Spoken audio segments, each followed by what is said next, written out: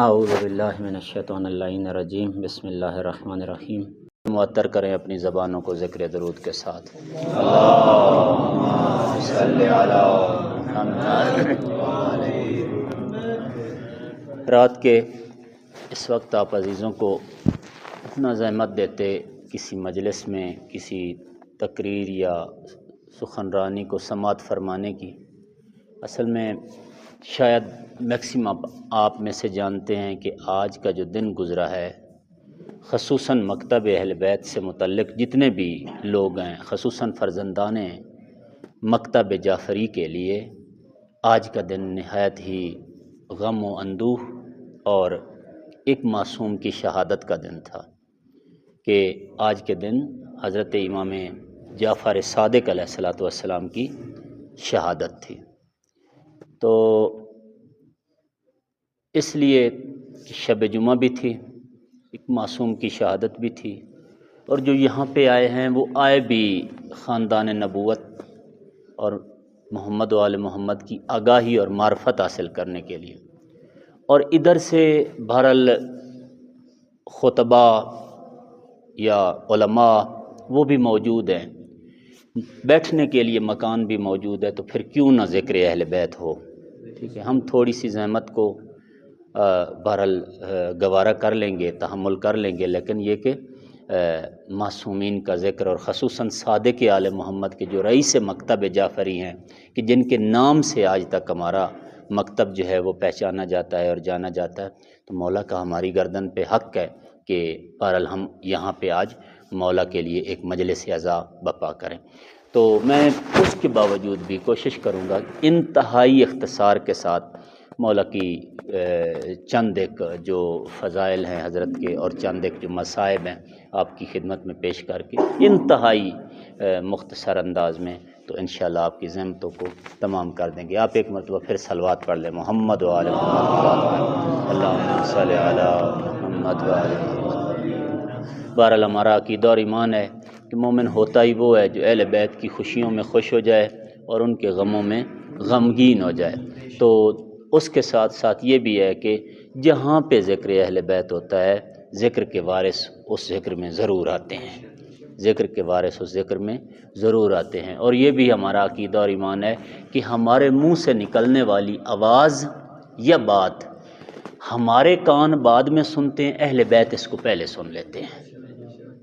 یہ ہمارا مسلم عقیدہ اور ایمان ہے کہ امام ہادی النقی علیہ السلام سے ایک مومن نے سوال کیا، کہا مولا کہ اگر ہماری کوئی حاجت ہو، ہم چاہیں کہ آپ کی خدمت میں پیش کریں، لیکن بیچ میں سفر بہت ہو، مثلا میں مدینہ میں رہتا ہوں، آپ جو ہے مثلا سامرا میں رہتے ہیں، آپ عراق کے کسی شہر میں رہتے ہیں، تو مولا یہ تو بہت لمبا، اس زمانے تو گاڑیاں نہ تھی، جہاز نہ تھے، ایروپلین نہ تھے، تو مولا بہت بیچ میں لمبا سفر ہے، جب تک ہم حاجت لے کے آئیں ممکن ہے وہ سارا پیچھے سارا معاملہ ہی ختم ہو چکا ہو، تو مولا ہم کیا کریں کہ اگر ہماری کوئی حاجت ہو تو آپ تک پہنچانی ہو تو ہم کیا کریں؟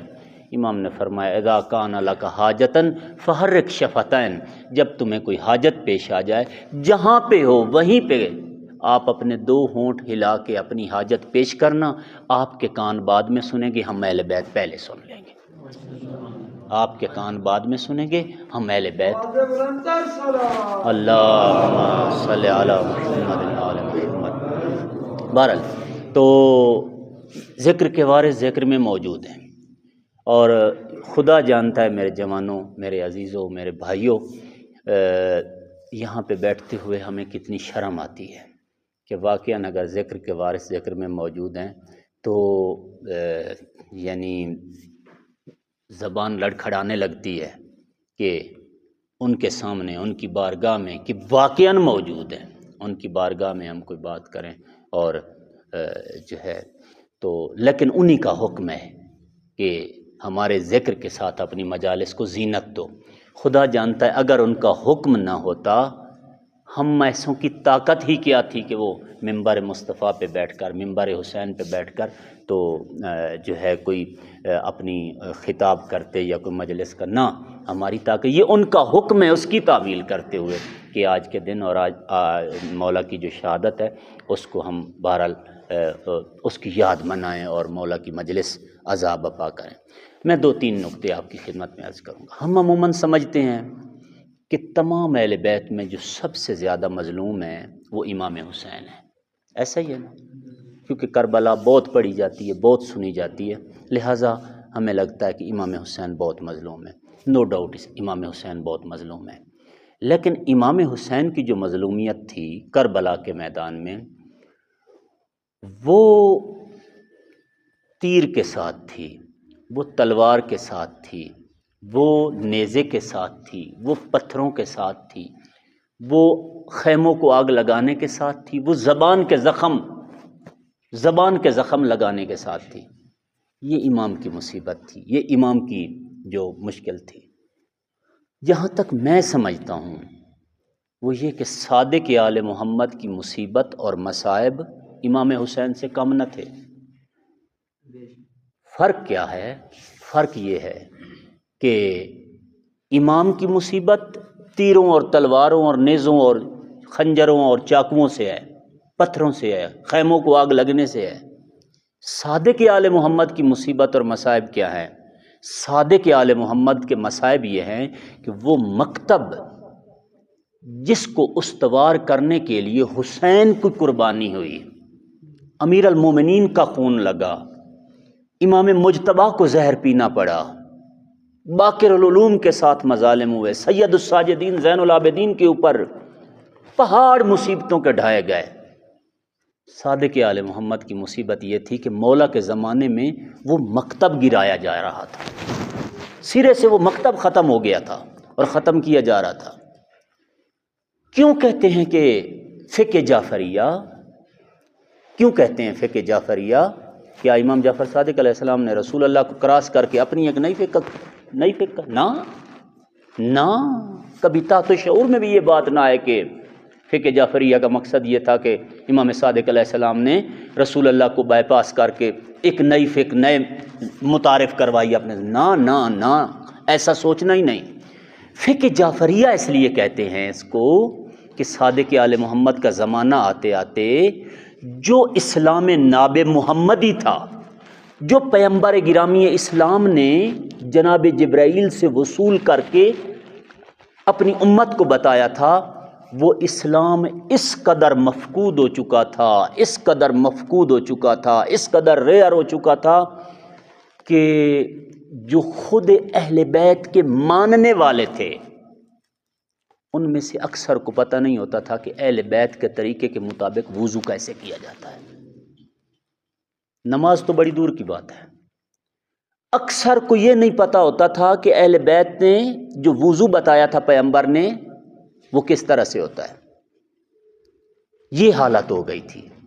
آپ سمجھتے ہیں کہ یہ 4 مذاہب تھے؟ نا، 120 مذاہب تھے۔ امام صادق کے زمانے میں 4 مذاہب نہ تھے، یہ حنبلی، شافعی، مالکی اور حنفی۔ ابھی یہ 4 ہیں۔ یہ 4 کیوں ہوئے تھے؟ کب ہوئے تھے؟ یہ قرن پنجم، قرن کہتے ہیں سنچری کو، 100 سال، صدی کو ہم صدی کہتے ہیں، فارسی میں قرن کہتے ہیں۔ 5ویں صدی میں عباسی خلفاء نے ان کو سختی سے کہا اتنے مذہب نہیں چاہیے ہمیں، کم کرو ان کو۔ کم کرتے کرتے کرتے کرتے یہاں تک کہ جب 4 پہ آئے تو کہا ٹھیک ہے بس ان کو جانے دو، ان کو رہنے دو۔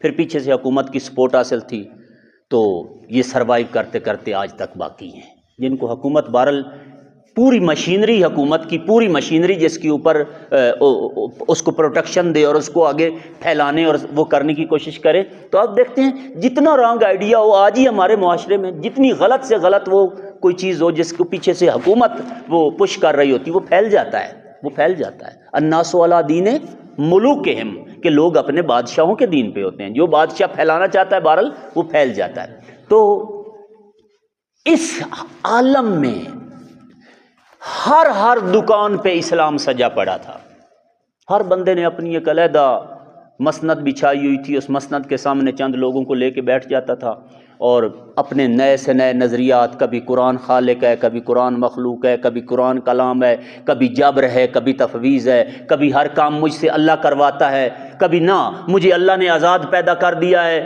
میں یہاں پہ جو کام کروں گا میری مرضی ہے، اللہ مجھ کو یہاں کچھ نہیں کہے گا۔ ایسے ایسے رف اور غلط آئیڈیاز اور نظریات پھیل گئے کہ اب وہ جو اصلی اسلام تھا، جس کے لیے پیغمبر نے پتھر کھائے تھے اور خون دیا تھا، جس کے لیے امیر المومنین نے اپنی شہادتیں پیش کیں، جس کے لیے سید الشہداء نے اپنا سر کٹایا، وہ اسلام ریار ہو گیا، تلاش کرنے سے ہی نہیں ملتا تھا۔ کیوں ایسا؟ آپ پوچھیں گے، آپ کہیں گے، سوال ذہن میں آ رہا ہوگا، کیوں اس طرح ہو گیا یکدم کیوں ایسا ہو گیا؟ بیٹے ایسے ہوا تھا کہ علی علیہ الصلوۃ والسلام کی شہادت کے بعد اگر کوئی شخص اپنے بچے کا نام علی رکھتا تھا، امیر شام اپنے سپاہیوں کو حکم دیتا تھا کہ جاؤ، جس بندے نے اپنے بچے کا نام علی رکھا اس کو قتل کر دو، اس کے گھر کو آگ لگا دو، اس کا سامان لوٹ لو، اس کی عورتوں کو لونڈیاں اور کنیزیں بنا لو، تاکہ دوسروں کو نصیحت ہو جائے کہ میں نے آئندہ اپنے بیٹے کا نام علی نہیں رکھنا۔ تقریباً یعنی میں ایک اندازے کے مطابق بات کر رہا ہوں، البتہ کہ اس سے بہت پہلے یہ شروع ہو چکا تھا۔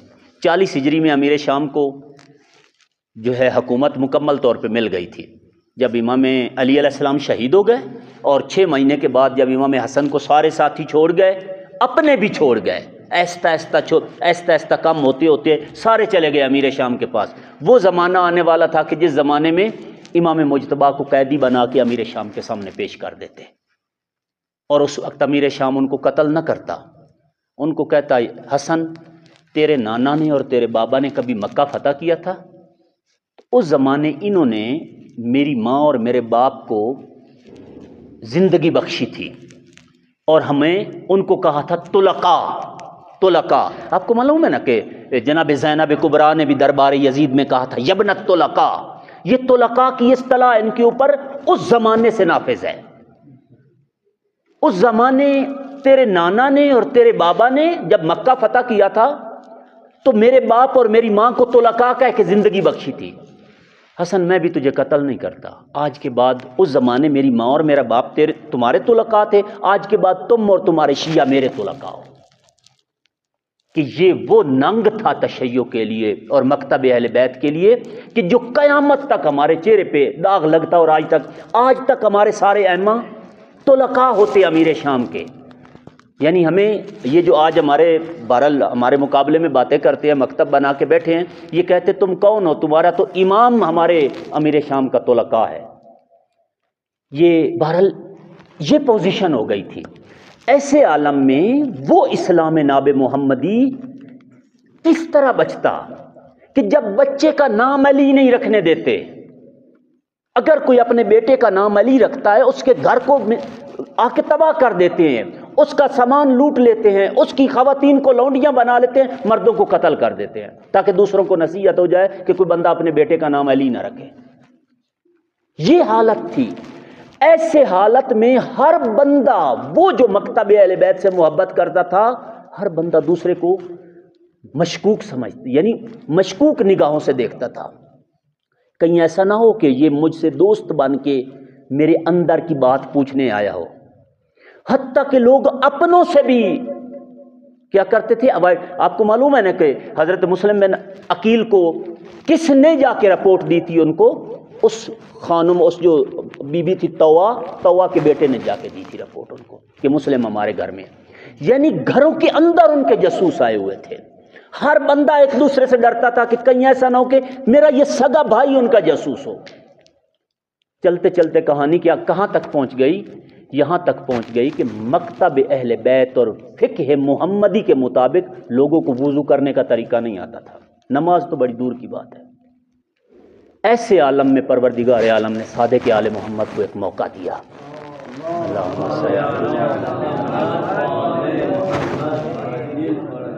صادق آل محمد کو کیا موقع دیا؟ موقع یہ ملا کہ ان دو خاندانوں کی آپس میں جنگ شروع ہو گئی۔ بنی امیہ سے بنو عباس نے حکومت چھیننے کے لیے ان کو مسلسل جنگوں کا نشانہ بنایا، ان کے اوپر حملے شروع کیے، ان کی آپس میں جنگیں ہوئیں۔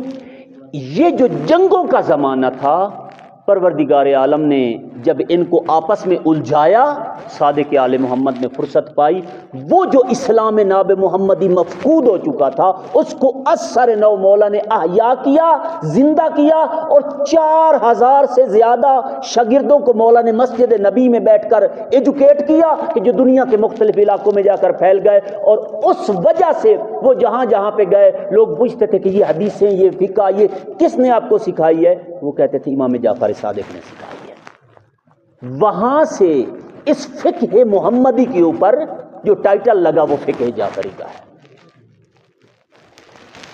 میں یہ عرض کر رہا تھا کہ ہم سمجھتے ہیں امام حسین مظلوم ہے، حسین کی مظلومیت سے کئی گنا زیادہ مظلومیت تھی امام صادق آل محمد کی۔ حسین علیہ السلام سے کئی گنا زیادہ مظلوم تھے امام جعفر صادق، اس لیے کہ جو مظلومیت، جس مظلومیت کو امام حسین علیہ السلام نے برداشت کیا اس لیے کہ جو دین بچ جائے، وہ دین پورا کا پورا صادق آل محمد کے زمانے میں ختم ہو رہا تھا۔ کتنی بڑی مظلومیت ہے۔ اور آج بھی آپ سمجھتے ہوں گے، میں ابھی تھوڑی دیر کے بعد مولا کے مصائب آپ کی خدمت میں عرض کروں گا، آپ سمجھیں گے، آپ روئیں گے کہ میرے مولا کو بہرحال تماچے لگے، میرے مولا کے ساتھ ظلم و اذیت۔ خدا کی قسم، اس منبر کی قسم، صادق آل محمد سے پوچھا جائے کہ مولا آپ کو کس ظلم کے اوپر زیادہ تکلیف ہوتی ہے، تو مولا فرمائیں گے کہ مجھے لگنے والے تماچوں کے اوپر مجھے زیادہ تکلیف نہیں ہوتی، مجھے زیادہ تکلیف اس وقت ہوتی ہے جب میرا فرزند، میرے مکتب کا فرزند میرے مکتب کی توہین اور تحقیر کا سبب بنتا ہے۔ مولا نے فرمایا کہ کونو لنا زینا ولا تکونو لنا شینا، ہمارے مکتب کے لیے باعث زینت بنو، باعث ننگوار نہ بنو۔ صادق آل محمد کی مصیبت اس وقت ہوتی ہے جب کوئی جعفری، جب کوئی علوی، جب کوئی حسینی، جب کوئی غدیری، جب کوئی شبیری، جب کوئی کربلائی اس مکتب کے خلاف کوئی ایسی حرکت کرتا ہے کہ مکتب کے اوپر حرف آ جائے۔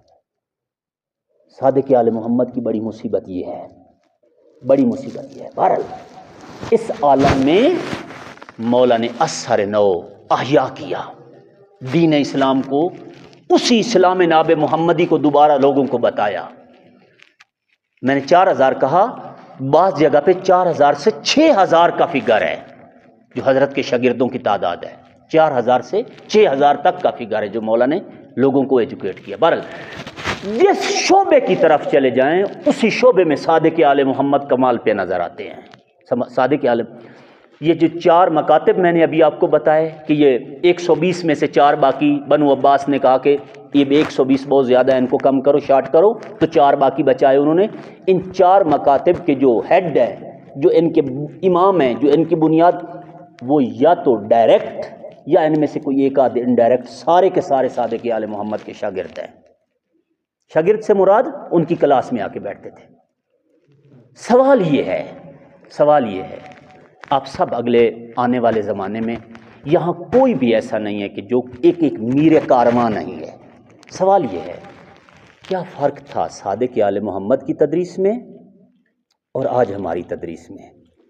وہاں وہ لوگ بھی آتے تھے جو زندیق تھے، جو ملحد تھے، جو خدا کو خدا نہیں مانتے تھے، کہتے تھے کائنات، جیسے ابھی بتا رہے تھے، بگ بینگ تھیوری کے نتیجے میں وجود میں آئی ہے، کائنات خود بخود بن گئی ہے، کدھر ہے خدا؟ خدا ہی نہیں ہے ادھر کوئی۔ وہ خدا کو نہیں مانتے تھے لیکن صادق آل محمد سے علم سیکھنے آ جاتے تھے۔ یہ جو 4 مکاتب ہیں، مثلا ابو حنیفہ، ان کا سب سے زیادہ اس وقت عالم اسلام کے اندر سب سے زیادہ مکتب جس کا فالو کیا جاتا ہے وہ نعمان ابن ثابت ابو حنیفہ ہے۔ ابو حنیفہ خود فرماتا ہے لولا سنتان لہلک النعمان، وہ جو 2 سال میں امام جعفر صادق کی خدمت میں جاتا رہا، اگر میری زندگی سے وہ نکال دیے جائے میں ہلاک ہو جاتا، وہ نہ ہو میری زندگی میں ہلاک ہو جاتا۔ سوال یہ پیدا ہوتا ہے یہ لوگ مولا کو امام نہیں مانتے تھے، معصوم عن الخطا نہیں مانتے تھے، منصوص من اللہ نہیں مانتے تھے، لیکن اس کے باوجود صادق آل محمد سے علم سیکھنے آ جاتے تھے۔ وجہ کیا ہے؟ ادھر دوست دشمن سب آتے تھے، ہمارے ہاں ایسا کیوں نہیں ہے؟ جبکہ ہمارے پاس وسائل زیادہ ہیں، ہمارے پاس مثلاً آج سہولیات بہت زیادہ ہیں، ہمارے پاس لوگ کیوں نہیں آتے؟ یہ میری اور آپ کے لیے لمحہ فکریہ ہے سیرت صادق آل محمد یہ ہے کہ خود کو ایسا بنانا ہے ہم نے، مولا نے بہرحال یہ ہمیں سیرت اپنی دکھائی ہے، یہ وہ نہیں کہ جو لفظوں کی حد تک ہے، یہ وہ ہے جو پریکٹیکل کر کے دکھایا ہے۔ ہر دوست دشمن اس کے اوپر گواہ ہے، ہر دوست دشمن اس کے اوپر گواہ ہے کہ مولا کی بارگاہ میں وہ بھی جاتے تھے جو ان کو مولا نہیں مانتے تھے۔ مولا نے یہ ہمارے لیے سیرت چھوڑی ہے کہ بہرحال آپ ایسے بنیں۔ ایک دفعہ مولا کا ایک صحابی تھا، تو اس کا تھوڑی سی تلخ کلامی ہو گئی کس کے ساتھ؟ ایک شخص تھا جس کا نام تھا ابن ابی الاوجا۔ یہ ملحد تھا، زندیق تھا، جیسے آج کل مختلف ہمارے ویسٹ کے اندر جو اسکول آف تھاٹ ہے، مارکس کا اسکول ہے، اسی طرح سے دیگر جو ایتھیسٹ کے اسکول ہیں، تو وہ اس زمانے کا سمجھ لیجئے مارکس تھا، جو کہتے تھے کہ کوئی خدا ہے ہی نہیں، کائنات خود بخود بنی، کدھر ہے خدا؟ ہے تو نظر کیوں نہیں آتا؟ وہ زمان ایک دفعہ امام صادق کے ایک شاگرد کا، ظاہراً ابو بصیر تھا، ابو بصیر کے ساتھ ابن ابی الاوجا نے کچھ مناظرہ کیا کہ خدا نہیں ہے، اس نے کہا خدا ہے۔ چلتے چلتے اس نے آ کے پیغمبر اور اہل بیت کی کچھ توہین امیز الفاظ اپنی منہ سے جاری کیے۔ کس نے؟ اس نے، ابن ابی الاوجا نے۔ ابو بصیر غصے میں آ گیا، کہا تیری اتنی طاقت، تو میرے مولا کے بارے میں یہ بات کرتا ہے؟ ابن ابی الاوجا کہتا ہے تو صادق آل محمد کا شاگرد ہے؟ کہا ہاں۔ کہا میں نہیں مانتا تو امام جعفر صادق کا شاگرد۔ کہا کیا مطلب؟ کہا میں نہیں مانتا۔ کہا کیا کہنا چاہتے ہو؟ کہا یہ تو کوئی بات ہی نہیں جو میں نے تیرے ساتھ کی ہے، میں نے خود امام جعفر صادق سے اس سے 100 گنا سخت الفاظ استعمال کیے ہیں، خود ان کے بارے میں بھی، ان کے جد بزرگوار کے بارے میں، خود خدا کے بارے میں، لیکن وہ اتنا شریف ہیں، اتنے شریف ہیں، سر جھکا کے بیٹھے رہتے ہیں، ساری باتیں میری غور سے سنتے ہیں، جب میں اندر سے خالی ہو جاتا ہوں آہستہ سے سر اٹھاتے ہیں، شارٹ سے 1 یا 2 جملوں میں جواب دیتے ہیں، میری ساری بات پہ پانی پھر جاتا ہے، ان کی بات میری باتوں پہ غالب ہے۔ صلوات پڑھیں امام صادق علیہ السلام کی ذات پر، اللہم صلی علی محمد۔ میری ساری باتیں جو ہیں وہ نیچے چلی جاتی ہیں، ان کی بات اوپر آ جاتی ہے۔ کہا میں کیسے مانوں جو اتنا تلخ کلام ہے اور چھوٹی چھوٹی بات پہ غصہ کر جاتا ہے، وہ صادق آل محمد کا شخص۔ ابو بصیر گیا امام صادق کے پاس، کہا کہ مولا واقعاً یہ ابن ابی الاوجا سچ کہتا ہے، وہ یہ کہہ رہا تھا۔ مولا نے فرمایا وہ سچ کہتا ہے، وہ سچ کہتا ہے، وہ اس سے بھی سخت باتیں یہاں پہ کرتا ہے، لیکن بہرحال ہم اہل بیت نے ان کو ہم تلوار کے ساتھ سوال کرنے والے کی گردن نہیں کاٹتے، بلکہ علم کی تلوار سے سوال کی گردن کاٹتے ہیں، علم کی تلوار سے اسی طرح ایک اور شخص تھا کہ ابن مکفہ اور ابن ابی الاوجا، یہ امام صادق کے زمانے میں بہت بڑے چیلنج تھے۔ کوئی مکتب، یہ دو بندے اپنے علم میں اور اپنے نظریات میں اتنے مضبوط تھے کہ ایک دفعہ صادق آل محمد حج کے موقع پہ حج پہ گئے مکے میں، یہ بھی وہاں پہنچے ہوئے تھے، تو ابن مکفہ کے پاس گیا ابن ابی الاوجا، اس نے کہا کہ یہ لوگ جو بے وقوف ہیں اس کمرے کے گرد گھوم رہے ہیں، یہ کیوں گھوم رہے ہیں؟ ابن مکفہ کہتا ہے یہ سارے حیوان ہیں، جیسے معاف کیجئے گا، جیسے ڈونکی میں عقل نہیں ہوتی، اس کو کسی کام پہ لگا دے تو وہ پھرتا رہتا ہے، کسی دوسرے جانور کو کسی کام پہ لگا دے تو وہ پھرتا، یہ وہ ہیں، حیوان ہیں۔ اس نے کہا اس سارے ہی حیوان ہیں؟ کہا نا، وہ جو آپ کو دور بیٹھا ایک شخص نظر آ رہا ہے نا، وہ بڑا اہل علم ہے۔ اس نے کہا کیا مطلب؟ ابن مکفہ کہتا وہ اتنا عظیم ہے کہ جب تو ان کے پاس جائے گا تو ان کا مطیع ہو جائے گا۔ کہا کیا مطلب، جادوگر ہے؟ اس نے کہا نا، جادوگر نہیں ہے، لیکن ایسے آپ کو قانع کرے گا، قائل کرے گا کہ آپ یعنی کہتا تو جائے گا تو اپنے دین پہ ہوگا، ہٹ کے آئے گا تو ان کے دین پہ ہوگا۔ کہا کیا مطلب؟ کہا میری اس سے بہت زیادہ ڈیبیٹس ہوئی ہیں، بہت زیادہ، ان میں یہ بندہ جو ہے وہ کہتا میں نہ جاؤں؟ کہا نہ جائیں۔ پہلی ملاقات تھی ابن ابی الاوجا کی امام صادق سے، کہا جائیں لیکن سنبھل کے جانا، یہ بندہ بہت اپنے عقائد میں مضبوط ہے۔ خیر ابن ابی الاوجا گیا، اس نے جا کے کہا کہ یہ جو لوگ ہیں یہ بے وقوف ہیں، دیکھیں اپنے آپ کو کیسے تھکا رہے ہیں، اتنی گرمی میں چکر لگا رہے ہیں۔ امام نے فرمایا دیکھو ابن ابی الاوجا، اگر یہ آپ کے بقول بے وقوف ہیں اور اپنے آپ کو تھکا رہے ہیں اور آگے کچھ بھی نہیں ہے، ان کو کچھ بھی نہیں ملنے والا، تو نہ کچھ آپ کا نقصان نہ ان کا نقصان۔ یہاں دنیا میں اور بھی تو بہت سارے کام کرتے ہیں، چلو یہ نہ کرتے کوئی اور کر لیتے، مصروف تو رہنا ہی تھا نا. اگر اس دنیا سے گزرنے کے بعد آگے کچھ بھی نہیں ہے تو نہ کچھ آپ کا گیا نہ ان کا گیا، نہ کچھ آپ کا گیا نہ ان کا. اور اگر اس دنیا سے گزرنے کے بعد آگے ان کے بقول جنت بھی ہے، جہنم بھی ہے، پول صراط بھی ہے، برزخ بھی ہے، اور ذرے ذرے کا حساب بھی ہونا ہے، تو پھر یہ وہاں فائدے میں ہوں گے، تم گھاٹے میں ہوگے. نہ تمہارے پاس فرصت ہوگی کہ تم واپس آ کے کیا کرو، واپس آ کے اپنے اس گناہ کے اوپر توبہ کر سکو. فرصت ہی نہیں ملے گی نا. کیوں قرآن فرماتا ہے کہ یہ کہیں گے کہ ایک دفعہ دنیا میں بھیج، خدا فرمائے گا نہ پہلے بھیجا تھا کافی ہے، اس زمانے تم نے غفلت کی ہے، اب نہیں. مولانا نے فرمایا کہ اگر آگے کچھ نہیں تو تم برابر، اور اگر ان کے بقول آگے سارا کچھ ہے تو یہ فائدے میں تم گھاٹے میں. کہتا خدا کدھر ہے؟ مولانا نے فرمایا یہ نہ پوچھ کے خدا کدھر ہے، یہ پوچھ کے خدا کدھر نہیں ہے. یہ کیوں پوچھتے ہو کہ خدا کدھر ہے؟ وہ کون سی جگہ ہے کہ جس میں خدا نہیں؟ وہ کون سا ذرہ ہے جس میں خدا نہیں؟ کا کیا مطلب؟ مولانا نے فرمایا کہ تو نے اپنے آپ کو خود بنایا ہے. اگر تو خود کو خود بناتا تو ایسے ہی بناتا. تیرا بچپنا تجھے یاد ہے؟ کون ہے جس نے تجھے بچپن سے لڑکپن کی طرف لے آیا؟ کون ہے جو لڑکپن سے تیری جوانی کی طرف لے کے آیا؟ اب تو جوانی سے بوڑھا ہو رہا ہے. یہ بتا، کوئی چاہتا ہے کہ خود بوڑھا ہو جائے؟ یہ کون ہے جو تجھے بوڑھا کر رہا ہے؟ کون ہے تجھے بوڑھا کر رہا ہے؟ یہ بتا، ابھی ان قریب جیسے تیرے آباء و اجداد مر گئے تو بھی مرے گا. تیرے میں طاقت ہے کہ تو موت کے فرشتے کو روک سکے، موت کو ہٹا دے پیچھے؟ کہا نہیں. کہا پھر وہی تو تیرا خدا ہے کہ جس نے تجھے اپنی مرضی سے پیدا کیا ہے، اپنی مرضی سے یہاں روکے ہوئے ہے، اپنی مرضی سے اٹھا لے گا. وہ تیرا خدا ہے. کہتا کہ مجھے کوئی اور عقلی دلیل دے، یہ باتیں ہیں. مولانا نے فرمایا کیسی دلیل چاہتا ہے؟ کہتا کہ سائنسی دلیل ہو، میں آج کی زبان میں سائنسی دلیل ہو جس کو عقل تسلیم کرے. مولانا نے فرمایا یہ بتا، کوئی ایک ایسا برتن کہ جو برتن چاروں طرف سے بند ہے، برتن ہر طرف سے بند ہے، اس کا کوئی دروازہ نہیں ہے، اس کے اندر دو رنگ کا پانی ہے، ایک زرد ہے ایک سفید ہے، نیچر کا تقاضا کیا ہے؟ کہا نیچر کا تقاضا یہ ہے زرد پانی سفید پہ غالب آ جائے. مولانا نے فرمایا انڈا لے آؤ. انڈا لے آؤ. مولانا نے فرمایا ابن ابی الاوجاع، یہ ایک برتن ہے جس میں دو رنگ کا پانی ہے، ایک زرد ہے ایک سفید ہے. اس کو آپ اٹھاتے ہیں، ادھر رکھتے ہیں، ادھر رکھتے ہیں، ادھر رکھتے ہیں، ادھر رکھتے ہیں، اوپر پھینکتے ہیں، نیچے لے آتے ہیں.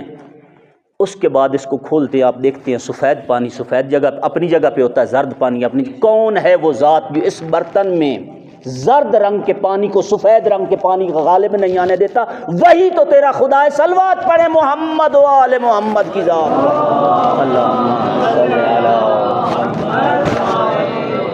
ابن ابی الاوجاع جب واپس گیا ابن مکفہ کے پاس، کہتا ہے واقعاً آپ سچ کہہ رہے تھے، واقعاً آپ سچ کہہ رہے تھے. ان کی بارگاہ میں جب بیٹھا تھا میں واقعاً ان کے خدا کے سامنے تسلیم ہو گیا تھا. مولانا نے فرمایا وہ کون سی جگہ ہے کہ جس میں خدا نہیں؟ ہر شے کا وجود اس کے بنانے والے کی دلیل ہے. بھائی اس کرسی کا وجود اس بات کا گواہ ہے کہ اس کا کوئی خالق ہے. اس کارپٹ کا وجود اس بات کا گواہ ہے کہ کوئی اس کا خالق ہے. اس ہال کا وجود جس میں ہم بیٹھے ہیں اس بات کا گواہ ہے کہ اس کا کوئی بنانے والا یہ خود بخود نہیں بنا. کائنات کا ذرہ ذرہ اس بات کا وجود ہے کہ اس کا کوئی خالق ہے. مولانا نے فرمایا وہ جگہ بتا. سوال یہ تیرا غلط ہے، تیرا سوال ہی غلط ہے کہ خدا کدھر ہے. ٹھیک ہے، کون سی جگہ ہے جہاں خدا نہیں ہے؟ کون سی جگہ ہے؟ علامہ اقبال شراب نہیں پیتے تھے، ان کی شراب شراب طہورہ تھی. انہوں نے کہا کہ مسجد میں پینے دے زاہد شراب بیٹھ کر، یا وہ جگہ بتا دے جہاں پر خدا نہیں، یا وہ جگہ بتا دے جہاں پر خدا نہیں. لہذا صادق آل محمد نے کیا ایسا کیا کہ دشمن بھی حضرت کی محفل میں آتے تھے اور حضرت سے قصب فیض کرتے تھے؟ علم. اس منزل پہ علم کو لے گئے کہ ہر کسی کو پتا تھا کہ اس زمانے میں حقیقت میں کوئی عالم ہے تو وہ یہ ہے. ایک مولا کا واقعہ اور آپ کی ذہن سے تمام. ہندوستان سے ایک شخص گیا مرتاز. اگر آپ گوگل پہ سرچ کریں تو مرتاز وہ شخص ہوتا ہے کہ جو گناہ میں اپنے آپ کو اس سطح پہ لے کے چلا جاتا ہے کہ شیطان ڈائریکٹ آ کے اس کے کان میں ہر خبر اس کو دیتا ہے. یاد رکھو میرے عزیزوں، میرے بھائیوں، اساتید موجود ہیں، میں اساتید کی خدمت میں سبق سنا رہا ہوں، اور آپ میرے جوانے میں آپ کو اپنے فیوچر کے لیے اپنے مکتب سے متعلق آگاہی دے رہا ہوں۔ لوگ کہتے ہیں کہ اہل بیت کو کیسے ہماری نیتوں کا پتہ ہے؟ خدا تمہیں ہدایت کر، ابلیس کو ہماری نیت کا پتہ چل جاتا ہے، محمد والے محمد کو نہیں چلتا۔ میں جب کوئی کام کرنے لگتا ہوں، ابلیس کو میری نیت کا پتہ چل جاتا ہے، میں مسجد بنانے لگا ہوں، وہ 100 دفعہ مجھے آ کے کہتا ہے کہ مسجد نہ بنا، میں 100 روپیہ دینے لگتا ہوں، فرمانے کے 100 دفعہ ابلیس آ کے میرے ہاتھ کے اوپر آ کے ہاتھ رکھتا ہے، خبردار اسی 100 کی تجھے اگلے قدم پہ ضرورت پڑے گی، کس سے مانگے گا؟ رائے خدا میں نہیں۔ ابلیس کو میری نیت کا پتہ چل جاتا ہے، اہل بیت کو نہیں چلتا۔ لہٰذا ابلیس آ کے مرتاز، ہندو مرتاز، آپ دیکھتے ہیں کہ یہ یوگا کرتے ہیں یا کوئی میڈیٹیشن کرتے ہیں، اور پھر بعد میں آپ کو غیب کی خبریں بھی دیتے ہیں، آپ کو بتاتے ہیں یہ ہونے والا ہے، یہ ہونے والا ہے، یہ ہونے والا ہے۔ ان کو کوئی علم غیب نہیں ہوتا۔ انسان کی باڈی میں پروردگار عالم نے، صلوات پڑھے محمد و آل محمد کی ذات میں، اللہم صلی علی محمد و آل محمد۔ انسان کی باڈی میں اللہ تبارک و تعالیٰ نے کچھ ایسی چیزیں رکھی ہیں کہ جن چیزوں کے اوپر آدمی چاہے کسی بھی دھرم سے تعلق رکھتا ہے، چاہے خدا کوئی نہیں مانتا، اگر اپنی ذات کے اندر، اپنی ذات کے اوپر، ان چیزوں کے اوپر وہ دسترس حاصل کر لیتا ہے، یہی وجود اس کو کائنات کے اوپر تسلط دے دیتا ہے، یہی باڈی، یہی جسم اس کو کائنات پہ تسلط دے دیتا ہے۔ مرتاز آ گیا بغداد میں، منصور دوانیکی کا زمانہ تھا، مرتاز آیا، اس نے آ کے اہل بغداد، اس زمانے بغداد دنیا کا سینٹرل ہب تھا۔ آپ میری طرف دیکھیں، میری طرف دیکھیں، بغداد پوری دنیا کی ٹریڈ بغداد سے ہوتی تھی۔ منصور دوانیکی کے عباسی خلیفہ تھا، ابو العباس صفا کا بھائی تھا۔ منصور دوانیکی بغداد میں کھڑا ہو کے پرندوں سے کہتا تھا، پرندوں تمہارے پروں میں جتنی طاقت ہے پرواز کر لو، جہاں تھک کے گرو گے میرا ملک ہوگا، جہاں پہ تھک کے گرو۔ اس لیے کہ عباسیوں کو بہت بڑی سٹیٹ تھی، بہت بڑی سٹیٹ تھی۔ آج جتنا عالم اسلام ہے یہ سارا عباسیوں کا ملک تھا۔ جتنے 57 ملک دنیا کے نقشے پہ ہیں تقریباً میکسیمم ان میں سے فتح ہو چکے تھے، اور سارا اسلام کا علاقہ تھا، یہ اسلام کا دارالاسلام تھا۔ تو وہ کہتا تھا کہ تمہارے پروں میں جتنی طاقت ہے پرواز کر لو، جہاں تھک کے گرو گے میری سٹیٹ ہوگا، میرا علاقہ ہوگا، میرا ملک ہوگا، میری سلطنت سے باہر نہیں جا سکتے، تم جتنا بھی اڑ جاؤ۔ وہ منصور دوانیکی بغداد میں بیٹھتا تھا، یہ مرتاز بھی بغداد چلا گیا۔ اس نے جا کے اعلان کیا، دنیا والو جو سوال چاہو مجھ سے پوچھ لو، جو چاہو مجھ سے پوچھ لو، میں حاضر کی خبریں بھی جانتا ہوں، غیب کی خبریں بھی جانتا ہوں، یہاں تک کہ تمہارے جو دادا پردادا جھردادا 100 نسلیں گزر گئی ان کے بارے میں بھی مجھ سے پوچھو، میں تمہیں بتاؤں گا۔ بہت بڑا دعویٰ تھا، بہت بڑا دعویٰ تھا، دنیا کٹھی ہو گئی۔ جو پوچھتا تھا وہ کہتا تھا ہاں تیرا نام یہ ہے، تیرے باپ کا نام یہ ہے، تیرے دادا کا نام یہ ہے، تیرے پردادا کا نام یہ ہے، اس کی قبر فلاں قبرستان میں ہے، وہ فلاں تاریخ کو مرا تھا، وہ کہتے میرے گھر میں کیا حالات، کہ تیرے گھر میں یہ حالات ہیں، تیرے گھر میں یہ حالات ہیں، تیرے رشتہ دار اتنے ہیں، تیری بہنیں اتنی ہیں، تیرے بھائی اتنے ہیں، تیرے بچے اتنی ہیں، تیری بیوی کا نام یہ ہے۔ دنیا انگشت بادندان ہو گئے۔ انہوں نے کہا کہ اصل نبی تو یہ ہے جو ہندوستان سے آیا ہے، یہ منصور دوانیکی کو، اس کو تو کسی چیز کا پتہ ہی نہیں ہے، اور پھر اس کے دربار میں بیٹھنے والے جتنے خلفاء ہیں وہ بھی سارے احمق ہیں، کسی کو کچھ بھی نہیں آتا۔ اصل نبی اب آیا ہے ہمارے پاس جس کو زمین و آسمان کی ساری خبروں کا پتہ ہے۔ جب کسی کو اس بات، خود منصور نے بھی اس کو آزمایا، اس نے منصور کو بھی بتایا، یہ جو سوال پوچھتا گیا منصور کو فر بتاتا گیا۔ منصور نے گھبرا کے کہا، اس نے کہا کہ یہ سارے لوگ اسلام سے مرتد ہو جائیں گے عنقریب، اور واقعاً، اور منصور کی ساری حکومت اسی اسلام کی بنیاد پہ تھی، اگر اسلام چھوڑتے ہیں لوگ تو حکومت سے باہر ہو جائیں گے۔ اس نے کہا جلدی کرو، مدینے سے جعفر صادق کو بلا کے لے آؤ، امام صادق کو بلا۔ جانتے تھے، ان کو پتا تھا، ان کو پتا تھا کہ حق کی حکومت اولاد زہرا کا ہے، ان کو ذرے ذرے کا پتا تھا، جان بوجھ کے قبضہ کیے ہوئے تھے۔ کہا صادق آل محمد کو بلا کے لے آؤ۔ مولا آئے، سارا قصہ سنایا، کہا تیرے نانا کا دین خطرے میں ہے۔ مولا نے فرمایا کیا ہے؟ کہا یہ ہے۔ مولا نے فرمایا کوئی بات نہیں۔ کدھر ہے وہ مرتاز؟ مرتاز جہاں پہ اس نے اپنا اڈا لگایا ہوا تھا، دنیا کو بتا رہا تھا تیرے یہ حالات ہیں، تیرے یہ حالات ہیں، تیرا مستقبل ایسے ہوگا، تیرے مولا اس وہاں پہ گئے۔ مولا نے فرمایا کہ بندہ خدا پتہ چلا کہ دنیا کو ہر بات بتاتا ہے. کہا ہاں میں مشرق مغرب شمال جنوب زمین آسمان کی ہر بات بتاتا ہوں. امام نے اپنی جیب میں ہاتھ ڈالا, ہاتھ میں مٹھی میں کوئی شے نکالی, فرمایا بتا میری مٹھی میں کیا ہے. اس نے اوپر دیکھا, نیچے دیکھا, دائیں بائیں دیکھ کے کہتا ہے تیرے ہاتھ میں کبوتر کا انڈا ہے. مولا نے مٹھی کھولی, واقعاً کبوتر کا انڈا تھا. مولا نے فرمایا یہ بتا تجھے کیسے پتہ چل گیا. اس نے کہا میں نے پوری کائنات کا مطالعہ کیا ہے, ہر شے اپنی اپنی جگہ پہ موجود تھی, ایک کبوتر کے گھونسلے میں ایک انڈا کم تھا, وہ تیری مٹھی میں تھا. مولا نے فرمایا یہ بتا کہ تجھے اتنا علم اور یہ پاور کیسے ملی ہے. وہ جو بات میں نے پہلے کی تھی, کہا کہ یہ پاور مجھے اس طرح ملی ہے کہ جو کچھ مجھے میرا نفس کہتا ہے نا, میں اس کے برخلاف کرتا ہوں. میں اپنے نفس کی خواہش کے خلاف چلتا ہوں, مجھے یہ پاور مل گئی ہے. خواہش نفسانی پہ عمل نہیں کرتا. مولا نے فرمایا کہ یہ بتا اپنے نفس سے ایک سوال پوچھ. کہا کیا سوال. مولا نے فرمایا کہ ہم مسلمان ہیں, ہمارا عقیدہ و ایمان ہے کہ اس کائنات کا خالق و مالک اللہ سبحانہ و تعالیٰ ہے. اس نے انسان کو خلق کیا ہے, اس نے ہمیں خلق کیا ہے, سب کو, کائنات کو, ہر شے کو, اور ہم سب نے مر کے اس کی بارگاہ میں جانا ہے اور دنیا میں اس کی اطاعت کرنی ہے. دنیا میں ہم عبث اور فضول خلق نہیں ہوئے, بلکہ ایک ٹیسٹ دینے آئے ہیں. ہم اللہ کی اطاعت کے لیے خلق ہوئے ہیں. وما خلقت الجن والانس الا لیعبدون. اپنے نفس سے پوچھ کہ وہ اس عقیدے کے بارے میں آپ کو کیا کہتا ہے. اس نے تھوڑی دیر سوچا, تھوڑی دیر کے بعد کہتا میرا نفس اس کو قبول نہیں کرتا. مولانا نے فرمایا اسلام قبول کر. کہا کیا مطلب. فرمایا تو نے خود ہی تو کہا ہے جو تیرا نفس کہتا ہے تو اس کے برخلاف چلتا ہے. تو خود ہی تو کہہ رہا ہے کہ جو میرا نفس مجھے کہتا ہے میں اس کے انگیز چلتا ہوں. اسلام کو بہرحال وہ اپنے وعدے کا سچا تھا. اس نے کہا ٹھیک ہے کس طرح قبول کروں. مولانا نے اس کو شہادتین پڑھائی, اشہد ان لا الہ الا اللہ وحدہ لا شریک لہ واشہد ان محمدا عبدہ ورسولہ. جیسے ہی اس نے شہادتین پڑھی, مولانا نے دوبارہ جیب میں ہاتھ ڈالا, فرمایا اب بتا میری مٹھی میں کیا ہے. کہتا مجھے نہیں پتا آپ کی مٹھی میں کیا ہے, یہ میرے ساتھ کیا ہو گیا ہے, آپ نے میرے اوپر کیا کر لیا ہے. مولانا نے فرمایا گھبرا نہیں, پریشان نہ ہو, تیرے ساتھ کچھ بھی نہیں ہوا. پہلے تیرے کان میں شیطان آ کے القاء کرتا تھا, تجھے ہر بات بتاتا تھا کہ یہ ہے. جیسے ہی تو نے شہادتین پڑھی شیطان تجھ سے دور ہو گیا. پڑھیں صلوات محمد و آل محمد کی ذات. اللہم صلی علی محمد و آل محمد.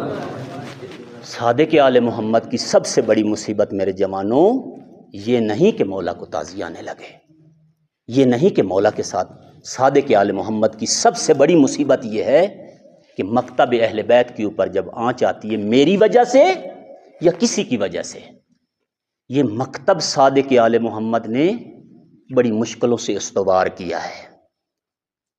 ہم میں سے کون ہے کہ جس کی بہنوں اور ماؤں کو بازاروں میں اور گلیوں میں بغیر چادروں کے بدماشوں کے مجمع میں پھرایا گیا ہو اور پھر اسلام بچا ہو. ہم میں سے کون ہے کہ جس کے آبا و اجداد کے سر کاٹ کے نوکے نیزہ پہ سوار کیے گئے ہوں اور پھر اسلام بچا ہو. خدا شاہد ہے اس خاندان کا کتنا خرچہ ہے اس اسلام پہ, کتنا خرچ کیا اس گھرانے نے دین کو ہم تک پہنچانے کے لیے اور دین خدا کو بچانے کے لیے.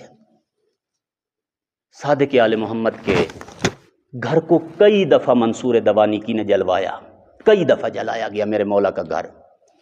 ایک دفعہ جب گھر جلا تو ہمسائے آ گئے, شاگرد آ گئے, اولاد آ گئی. گھر جل رہا تھا, جلتے ہوئے گھر پہ پانی گرایا, آگ خاموش ہو گئی. آگ کا خاموش ہونا تھا یہ صادق آل محمد ایک کونے میں جا کے رونے لگ گئے, زار زار رونے لگے. اصحاب آگے بڑھے, شاگرد آگے بڑھے, ہمسائے آگے بڑھے. کہا کہ آقا مولا آگ تو بجھ گئی, آپ رو کیوں رہے ہیں. مولا نے فرمایا اس آگ پہ نہیں رو رہا, کوئی اور آگ یاد آ گئی ہے, اس آگ پہ نہیں رو رہا. یہ آگ وہ آگ تھی کہ جس کو بجھانے کے لیے میرے شاگرد موجود تھے, میری اولاد موجود تھی, میرے ہمسائے موجود تھے. ہم اہل بیت کے گھرانے کو ایک دفعہ کربلا میں آگ لگی تھی, بچانے والے سارے پہلے ذبح ہو چکے تھے, بچانے والا کوئی نہ تھا۔ جب آگ لگی تھی تو میری جدہ زینب کبھی اس خیمے میں جاتی تھی، کبھی اس خیمے میں جاتی تھی، یہاں تک کہ سید سجاد کے خیمے میں آئی، آ کے کہا سجاد بیٹا آخری خیمہ رہ گیا، سارے جل گئے ہیں، بتا تو وقت کا امام ہے، جل کے مرنا ہے یا خیموں سے باہر نکلنا ہے؟ مولا نے فرمایا مجھے کوئی اور آگ یاد آ گئی ہے، کوئی اور آگ۔ یہی وہ جگہ تھی جہاں سکینہ کے دامن کو آگ لگی، سکینہ کے دامن کو آگ لگی، اور سکینہ آگ والے دامن کے ساتھ بھاگ رہی تھی کہ حمید بن مسلم کے پاس تھوڑا پانی تھا۔ جب دامن پہ جلتی ہوئی آگ پہ پانی گرایا، بچی مڑ کے کہتی ہے کہ آپ ہمارے ساتھ ہیں یا ہمارے دشمنوں کے ساتھ؟ کہا بی بی نہ آپ کے ساتھ ہوں نہ آپ کے دشمنوں کے ساتھ۔ بی بی نے فرمایا آپ مسلمان ہیں؟ کہا ہاں میں مسلمان ہوں۔ کہا قرآن پڑھے ہوئے ہیں؟ کہا ہاں میں قرآن پڑھا ہوں۔ کہا قرآن میں پڑھا ہے فَأَمَّا الْيَتِيمَ فَلَا تَقْهَرْ؟ کہا ہاں بی بی میں نے یہ پڑھا ہے فَأَمَّا الْيَتِيمَ فَلَا تَقْهَرْ۔ بی بی نے فرمایا آپ نے پڑھا ہے وَأَمَّا السَّائِلَ تَنْهَرْ، کہ جب کوئی سوالی تجھ کو سوال کرے تو اس کو جھڑکنا نہیں؟ کہا بی بی میں نے پڑھا ہے۔ بی بی اس کی طرف دیکھ کے کہتی انا سیمۃ الحسین، میں حسین کی یتیم بیٹی ہوں، ایک سوال کرتی ہوں۔ کہا کیا سوال ہے بی بی، کیا سوال ہے؟ کہا مجھے نجف کا رستہ بتا، کہا مجھے نجف کا رستہ بتا۔ کہا بی بی کیوں نجف کا رستہ پوچھتی؟ کہا اس لیے کہ میں دادا علی کے پاس جاتی ہوں، اسے جا کے کہتی ہوں دادا میرے بابا کو انہوں نے مار دیا، آپ تو نبیوں کے مشکل کشا ہیں بابا، میرے بابا کی گلے کے اوپر خنجر چلا، میں آنکھوں سے دیکھتی رہی ہوں، میرے بھائی شہید ہو گئے، بابا دنیا میں کوئی اتنا بھی مظلوم ہے جن کے مردوں کو مار دیں، ان کے خیموں کو آگ لگا دیں؟ اجرکم علی اللہ اجر۔ صادق آل محمد فرماتے مجھے وہ وقت یاد آ گیا، مجھے وہ عزادار و اہل بیت میں دو اہل بیت ایسے ہیں جن کو حیوانوں کے ساتھ بھگایا گیا، جن کو حیوانوں کے ساتھ بھگایا گیا۔ صادق آل محمد شیخ الائمہ تھے، ایک روایت کے مطابق حضرت کی عمر 71 سال تھی، تمام اماموں میں بوڑھے ترین امام تھے۔ امام صادق کو متعدد مرتبہ منصور دوانیکی نے گھوڑے کے ساتھ بھگوایا۔ مولا فرماتے ہیں میں رات کی تہجد کی نماز کے لیے جاگا ہوا تھا کہ میں نے دیکھا میرے گھر کے اندر کچھ لوگ داخل ہو رہے ہیں۔ میں نے کہا کون ہو میرے گھر میں داخل ہونے والے بغیر اجازت کے؟ کہا منصور کے سپاہی ہیں، آپ کو قید کر کے منصور کے پاس لے کے جانا ہے۔ جب لے کے جا رہے تھے صادق آل محمد ضعیف تھے، یہ گھوڑوں پہ سوار تھے، مولا کو کہتے تھے دوڑ اور دوڑ اور دوڑ۔ مولا فرماتے میں تھک گیا ہوں، میں بوڑھا ہوں، لیکن یہ مولا کو سانس نہیں لینے دیتے تھے، گھوڑے کے ساتھ دوڑا کے منصور کے دربار میں لے جاتے تھے۔ عزادارو ایک میرے مولا جعفر صادق کو حیوانوں کے ساتھ دوڑایا گیا، ایک 4 سالہ معصومہ کو حیوانوں کے ساتھ دوڑایا گیا۔ سکینہ جب اٹھ سے اور ناکہ سے گری، سکینہ نے کہا بابا جان، جب حسین علیہ السلام کا سر ملا زندان شام میں، سکینہ نے کہا بابا جان آنگاہ کے من از ناکے افتادم و غش کردم، بابا تو کجا بودی از ماں کے جدا بودی۔ بابا جان جس رات میں اونٹ سے گر کے غش کھا گئی تھی اور میں غش کھا گئی تھی بابا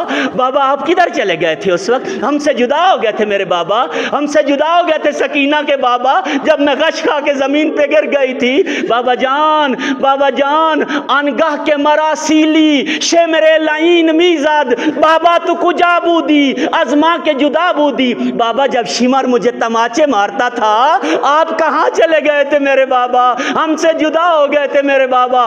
عزادارو سکینہ نے تیسرا سوال کیا، کہا بابا یہ بتا جب دربار یزید میں مجھے یزید نے کنیزی کا پروانہ دیا، کہا بابا جان انگاہ کے مرا ظالم فرمان کنیزی داد، بابا تو کجا بودی از ماں کے جدا بودی۔ ہم سے جدا ہو گئے تھے جب یزید نے مجھے کنیزی کا پروانہ دیا۔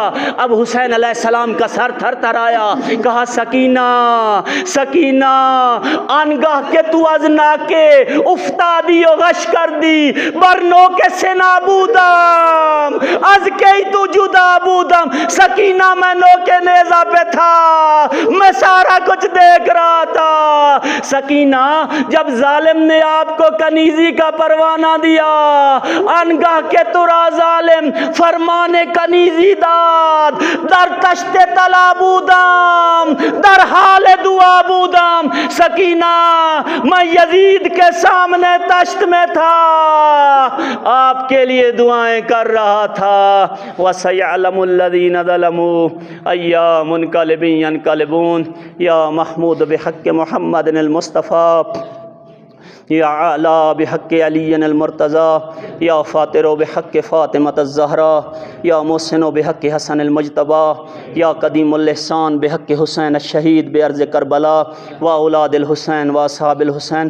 پالنے والے شب جمعہ ہے، آج کی اس رات میں محمد و آل محمد کی عزت و عظمت کا صدقہ، آج کے شہید سید و سردار رئیس مکتب جعفری صادق آل محمد کی مظلومانہ شہادت کا واسطہ، پالنے والے ان جوانوں کو دنیا و آخرت میں عزت و عظمت و سربلندی و سرفرازی نصیب فرما۔